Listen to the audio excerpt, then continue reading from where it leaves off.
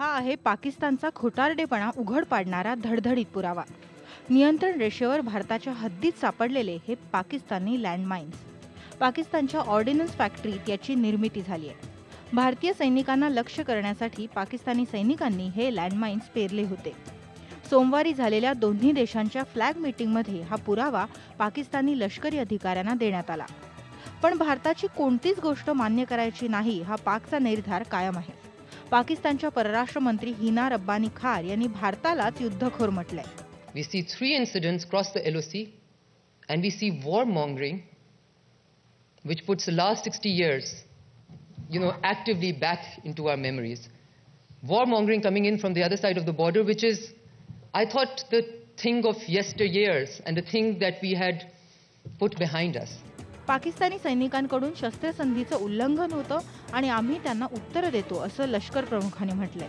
Point is, when you say force ceasefire, it doesn't mean that those violations were only by them and we have not fired back. We have retaliated. Please remember this. दरम्यान पाकिस्तानच्या आगळीकीचा मुद्दा भारतानं संयुक्त राष्ट्रासमोर मांडलाय।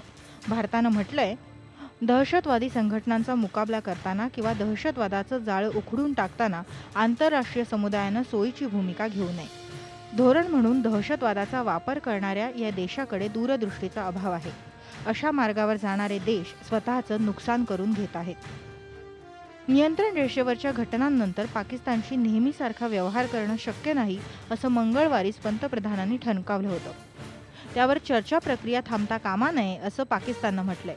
I wish that the peace process was to become uninterrupted and uninterruptible.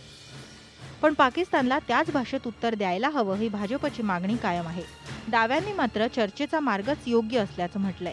आज प्रधानमंत्री जी ने पाकिस्तान के साथ जो चर्चाएं कर रही वो करते समय उनको अल्टीमेटम देना चाहिए कि पाकिस्तान अगर इंटरनेशनल नॉर्म्स के अनुसार मानव अधिकार आयोग हो, मिलिट्री के बारे में, यूनो के बारे में जो अलग अलग प्रकार के नॉर्म्स हैं, उसके आधार पर अगर पाकिस्तान अपना व्यवहार नहीं करता तो उसके साथ बातचीत भी क्यों रखना और कैसे व्यवहार करना, इसके बारे में कुछ कठोर भूमिका भारत की सरकार और प्रधानमंत्री ले ताकि देश की जनता को कोई राहत मिले। वो रास्ता अख्तियार करना पड़ेगा जिससे पाकिस्तान समझ भी सके और उसी भाषा में उसको जवाब देना पड़ेगा जिस भाषा को वो आसानी से समझ सकता है।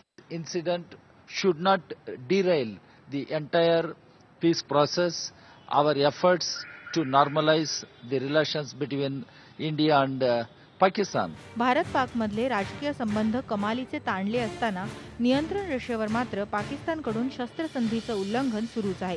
फ्लॅग मीटिंग नंतर पाकिस्तानी सैनिकांनी तब्बल 4 वेळा गोळीबार केला। एक देश म्हणून आपण गंभीर नाही हेच पाकिस्तान आपल्या कृत्यातून दाखवून देते। Bureau report, IBN Lokmat.